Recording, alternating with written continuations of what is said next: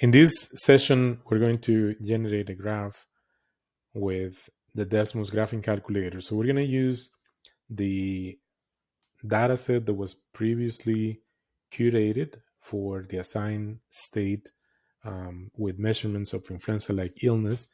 You do not need the names of the columns or headings. You simply need to select the values in these two columns. After selecting those values, I can go to this icon with the clipboard and choose the option to copy. I'm using a MacBook Air, so the functions from my keyboard to paste are with Command V. If you're using a PC, you'll find what are the options for copying and pasting.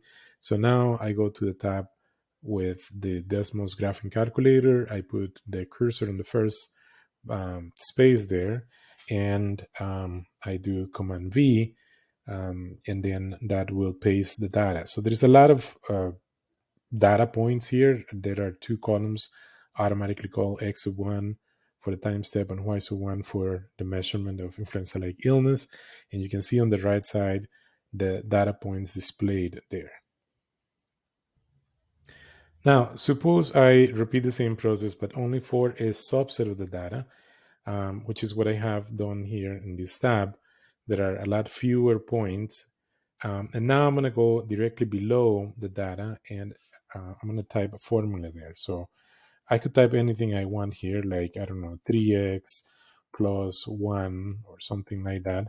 I could type a quadratic, but I'm actually interested in typing a sinusoidal function of the following form. So I'm going to say the argument is 1x, and then here we add a number. I'm going to say 1, for example.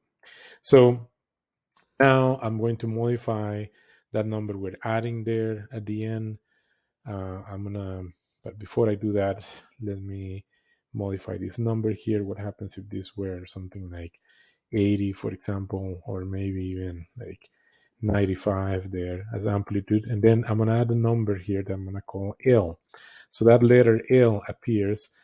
Give me an option to add a slider. I'm going to click on it, and automatically the values for this slider are set between -10 and 10. Now I could slide the slider and see what happens.